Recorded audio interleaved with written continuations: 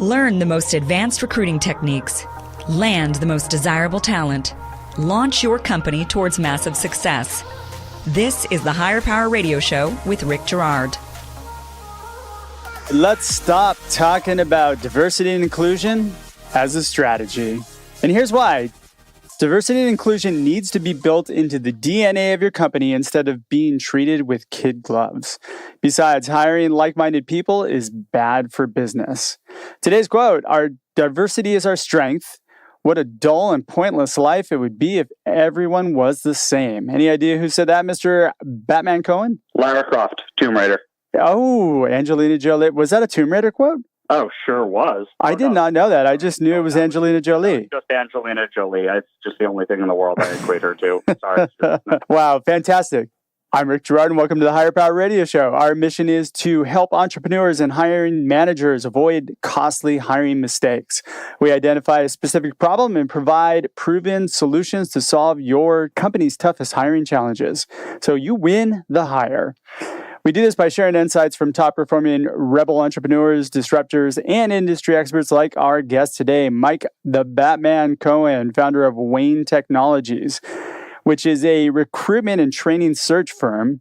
Mike has over a decade of experience placing technologists, recruiters, and business development professionals, and has conducted training for corporate and agency recruiters. Throughout his career, he's learned several things, and he's committed to paying it forward. Number one, can't make it on your own. You need a community. Number two, being a good human is more important than data. Couldn't agree with you more, my friend. Mike contributes articles to SourceCon and has a chair in the program committee at ATAP.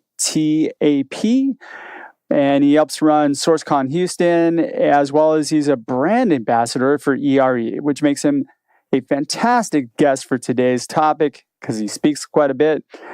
Mike, welcome to the Higher Power Radio Show today. Hey, Rick, thanks so much. I do speak quite a bit, and I'm one of those people who self-profess do enjoy the sound of my own voice, as long as I don't have to listen to it on recording, so I won't be listening to this after we do it. Well, you probably should. You know, I've had to force myself to listen to them. It's painful. I'm not going to lie. Yeah. All right, today we're going to cover why diversity and inclusion is not a strategy, which we hear all the time. It's a very hot topic. And we're going to talk about how to embed diversity into your company's DNA while staying true to your core company values. Mike, why is diversity and inclusion such a hot topic? Man, that's a great question. And it's interesting coming from a mid-30s white male talking about this. So any of my listeners, excuse this, but this is something I'm really passionate about. So as Torrin Ellis, who I refer to as the herald of diversity and inclusion, says, the Black and brown communities are growing and matriculating faster than any other community. Mm-hmm. I think that organizations are also starting to realize that diversity, and diverse thought doesn't just come from people who went to like different schools or study different subjects. It comes from deeper things: background, upbringing, geographic locations, etc. Right? Of course, you're getting different perspectives, right? Yeah, exactly. It is. It's a different perspective. It's a different paradigm through which they're able to see business and problems and come up with solutions, right? And all companies these days are saying, we want females, we want minorities, we want different orientations. Seems like it's a bit of a feeding frenzy for it, right? It is. Oh, it's an absolute feeding frenzy. As someone who places software engineers, if I'm introducing a female software engineer, companies are like, oh my God, that's amazing. Let's talk to her, right? Oh, yeah. If I submit somebody who's a female engineer to one of my clients, they usually want to talk to them. Right? Yeah. And I think that's interesting. Well, I'm assuming we're going to talk about that. Yeah, we are. In a little bit. I think the last reason it's a hot topic, and I'd love your thought on this, is candidates in the market, millennials and Gen Z, are placing a large focus on corporate culture, on their mission, on their values. And one of those big areas for people is diversity and inclusion, right? Like I'm a borderline millennial, and I was brought up with zero bias whatsoever towards race, religion, ethnicity, sexual preference. It just doesn't even faze me. And so if companies want the best candidates, focusing on D&I is going to be a must moving forward. it seems to me there's a flip side to that too, if you're focusing too much on D&I, then you might be missing the best person who essentially might not fill that criteria, right? That is such a great question. We can dig into that in a minute. So shouldn't we, though, be concerned with really hiring the best person? And that's the question that we're going to set out to answer, really. Yeah. The short answer to your question is always yes. You should always seek to hire the best person. Yes. But what does that mean, right? Have you defined what the best person means? Is the best person to your organization the tactile person who's able to perform tasks A, B, and C with extreme efficiency and proficiency? Okay. I would argue that it's not hiring for skills. Not arguing with me, preaching to the choir there, brother. I think there's the human element, as I said, one of the things you mentioned about me, which I totally believe in, being human is more important than the data, right? Tactile things are data, but the human element of creating a diverse thought pattern and a diverse focus on solving problems, that's where you're going to find the quote unquote the best candidate. So very true. And you know what? You just brought up what could be our next episode that we're going to have to do later on down the road. So you're listening to the Higher Power Radio Show. I'm Rick Girard. I'm your host. Book me to come speak at your next corporate event. You can reach me at rickgirard.com. And we're speaking to our guest, Mike Batman Cohen, the founder for Wayne Technologies. We're talking about diversity and inclusion. This is the meat where I really want to dig in a little bit more. Maybe let's play both sides of the coin on this one. What do you think, Mike? Where we're talking about the pluses and minuses of this, right? So I think I brought it up earlier. I mean, you should be focused on hiring the best person. And I agree that you need to have really diversity in thought. You need people who can challenge you. You need people who can effectively come in and enhance the organization through their perspectives. Is that not what we're really trying to get at through diversity and inclusion?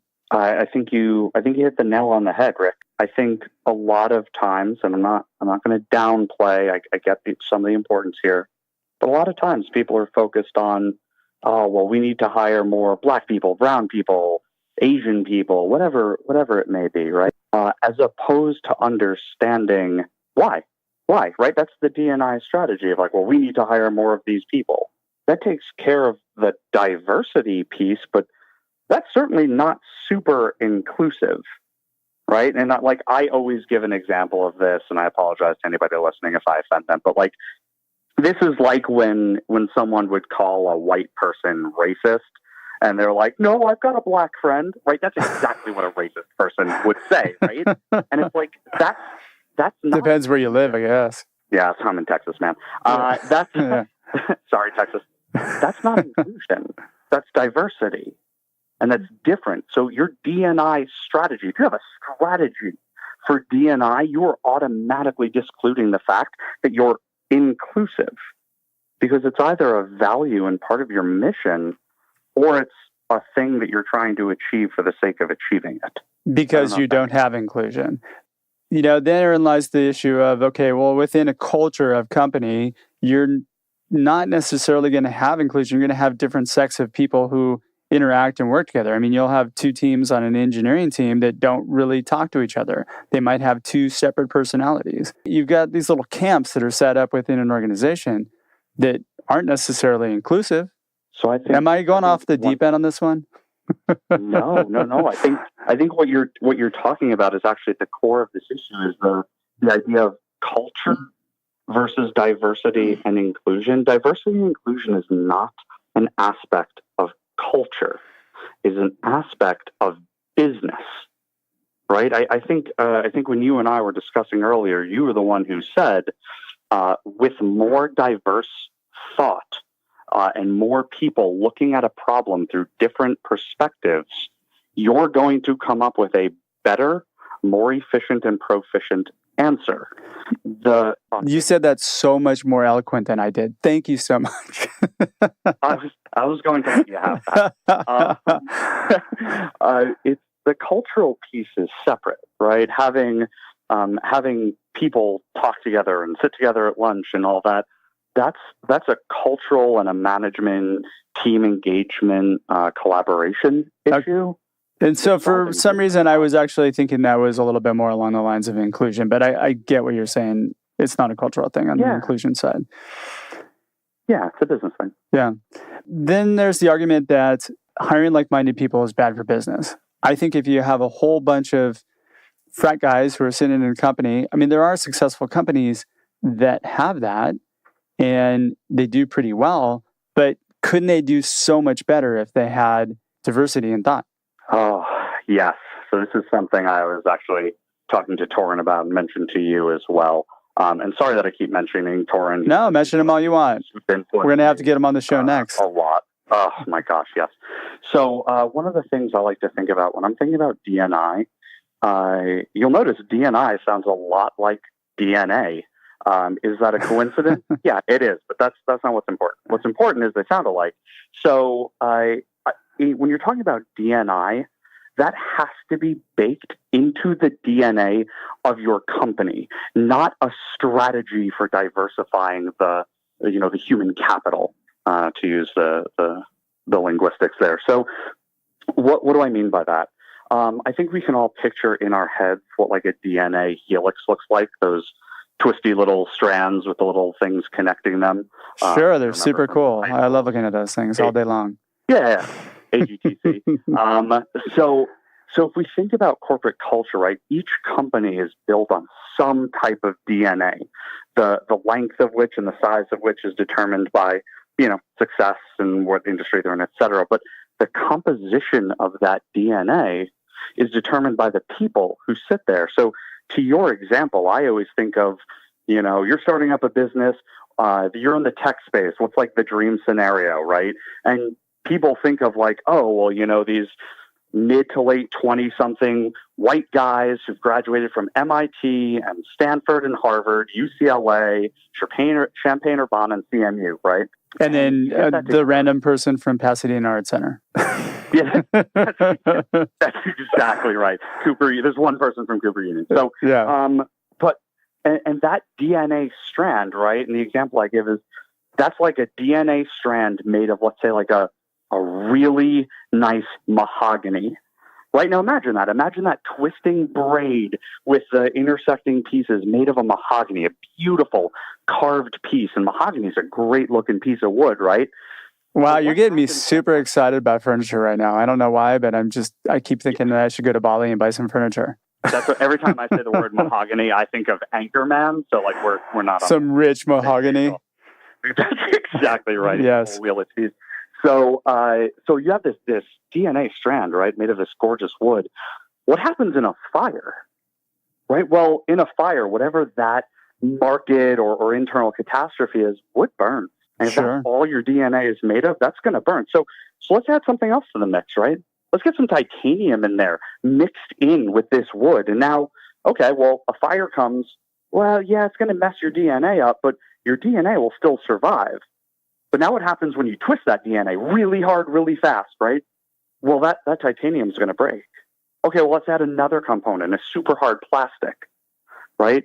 And I think the analogy can continue going, but the more diversity you have baked within the DNA of your company, the core function of how your business works, how your business approaches problems and presents solutions, the more resistant to market changes, internal changes, and any outside uncontrollable influence your organization will be. And I think that's the foundation of diversity and inclusion. I love that analogy, by the way. I think that you illustrated that really, really well, even with the Anchorman reference. Just saying. You mean because of the Anchorman reference. I get it. Exactly. We talked about the desire to have different people is not a business strategy. When you're a startup company, it should be baked into your DNA right away. It seems like it becomes more of a problem. This D&I strategy becomes more of an issue or more of a buzzword when you're in a larger organization, correct? Yeah, I agree with that. Like, you hear about Google has a full recruiting staff in and around diversity, hiring diversity, right? And they talk a lot about it. Great. But if you're a 10 to 20 person startup, you really don't need to think about that. You just need to think about the fact that you really need to find people who challenge the status quo, who can help the company grow by doing something different by just having a different lens that they look through in order for them to provide a best solution for your customers? Yeah, I was thinking a lot about this. I actually spoke to an organization this morning, and one of the things I realized in this call an interview to see if they want my help. My wife calls it arguing. I call it debating. Mm-hmm. That's what I think the difference is between someone who wins and not. The winner calls it debating. Don't know what I said. So we were debating workflow processes for recruiting. And so I challenge anybody listening, if you're saying, okay, great, like, well, how do I do that? When you're interviewing someone, if they challenge you and they disagree with something you say, does that make you happy or does that make you angry? That's a great thing. You should embrace that. Yeah. Someone tells me like, oh, I don't know that I agree with that. Here's why. Let's have a healthy conversation about it. Yeah. Right? And if they're willing to do that in an interview, no less, you know that person's going to come in and not take things, at face value for granted. They're going to come in with the intent of trying to add value and make things better based on their unique perspective. What happens is ego comes into play in a lot of those cases. Quite frankly, you just need to let go of that. It doesn't serve your business. So if you look at everything from the perspective of what's serving my business best, when you're hiring people, you're going to let people challenge you. You're going to invite those conversations and indulge them. God, you should feed off of them. They're fantastic. Yeah, it's part of the reason I like when I hire people personally to train and to bring onto my staff. I like hiring people outside of the industry, right? So do I. I encourage companies doing this. Like, we want a product manager, or we want a software engineer, right? We want a software engineer who's worked in fintech. Like, why? Well, because they're going to have, an understanding of what you're doing already. Okay, so you're hiring a doer, not a thinker, which that may be what you need. That's totally fine. But if you're looking to build diversity and inclusion, find people who approach your problem differently than you do, not the same way. Best practices in any organization are determined by the people who create the better practice. So people who say, well, we want someone, who can build a world-class system, or we want someone who understands this system better than others, that person may not exist until you hire them and let them approach your problem differently.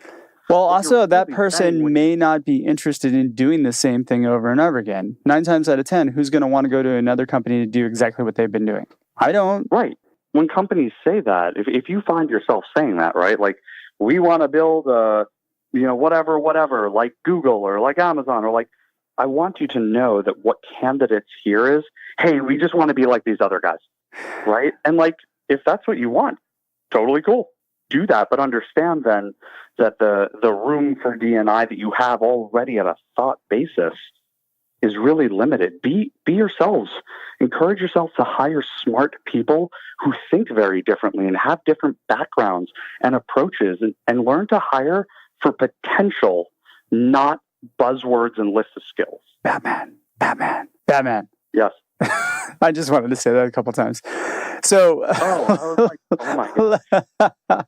Let's talk about perks. Things like ping pong tables and foosball and don't necessarily help the D&I cause, do they? Yeah, I'd go one step further and say that they can actually hurt D&I cause. When you're having corporate culture built around things and activities, it sometimes can exclude people who aren't about those things or activities, right? If everybody in your company over lunch gathers around the ping pong and foosball table and competes and they keep score, and that's super cool. I play ping pong, so like, bring it on, anybody listening. See, I'm not interested in ping pong at all, so I would be the guy going, okay, I'm just going to sit at my desk and eat lunch. Not that I'm being antisocial, but it doesn't interest me. Right, but okay, so let's take that a step further. So the people playing ping pong at that point are building camaraderie, building the type of thing that teams need in order to have those difficult conversations, right? I know you, Rick. I know that if you're going to come to me and say like, hey man, put your seatbelt on, I got some feedback for you, right? I know it's coming from a place of love and respect because we've built that level of camaraderie already. the guy not playing ping pong, not playing foosball, because that's not their thing, isn't building that camaraderie. And in that meeting where everybody's saying, oh, we should do this. Yeah, we should do this. And they have that idea saying, no, I know a better way to do this. I think that we can. They're not going to feel comfortable to step up. They're looking at 8 people who spend every lunch together playing and building this relationship with each other. And what you wind up doing is kind of silencing that other thought. So this is an inclusion issue, really. It absolutely is an inclusion issue. So all these things that companies, especially startups, use to attract people, which is like we got a foosball table, we got a ping pong, we have free beer. That doesn't necessarily promote inclusion, does it? No. Not if they're... I don't think that it does. Especially if they're activities that are like rally to. So if you're the odd man out, you kind of feel like you have to in order for you to be included. Yeah, Spotify actually does a great job with this in their office. They've got, ping pong table and foosball table. They've also got like a roof lounge. They've got like a quiet space where people can meditate. They've got obviously music stations all over the place. And stuff like that creates a more inclusive environment. It's difficult, and I understand that for people listening, thinking like, "Oh, well, how do I do that?" We're a company of 10,000 people. It's difficult. This isn't easy. If it were easy, everybody would be doing it. Of course, it would. Yeah. All right. So we have a few minutes left. Let's talk about how we should be executing diversity and inclusion into our company. Oof, the $1 million question. There's no right answer to this. I'll tell you, shameless. You know what? I actually have an idea for this. You ever watch The Voice? Sure do. Blind auditions. Okay. Why wouldn't... I'm going to go a step further. You watch The Voice, right? Sure. Okay. So when a country music singer is on, who's going to get that person every time? Yeah, it's going to be Blake. Blake Shelton. Yeah. Right. Okay. So that is not diversity and inclusion. Yeah, good point. So the people who are saying, well, I use unbiased hiring techniques. Well, that's great, right? Oh, yeah, it doesn't show me the picture or the name on the AI platform I'm using. Cool, thumbs up, nice job. You're taking the first step. But what are you doing to actually create an environment where the diversity is included, right? So like when people say, oh, we really want to hire minorities, I cringe at that. Just call it like you see it, right? Like, I want to hire black people or brown people or white people or Asian people. Like, why are they minorities within your company? They're not. They're just other workers with different ways of thinking about things, hopefully, right? Well, minority at a company can be different. I mean, if you have a Chinese-run company, then you hire white people. That's a minority, right? Depending on the company. That's exactly right. Yeah, so there's really no... I think minority is such a... I don't know. For me, it's a derogatory term almost. It kind of is. Yeah, I mean, let's call a spade a spade. You're a company of 80 white dudes, right? And there's a black guy who grew up in an affluent neighborhood, went to Harvard University, studied the same classes, did all that. Is that diversity? I mean, yeah, on paper. Yeah, good job, right? Did you hire a quote-unquote minority? Yeah, I guess. But, like, is that what this is about? No, that's not. So number one, don't confuse non-biased sourcing with D&I. They're different, right?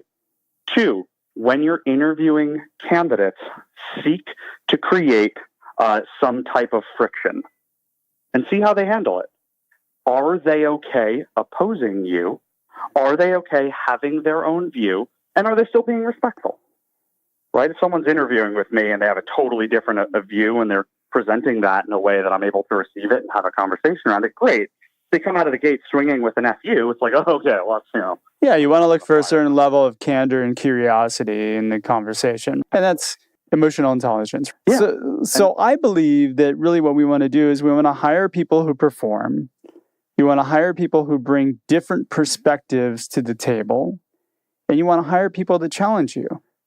Regardless of who they are, what they look like, what background they have, that should be your mantra. That should be your mission for hiring.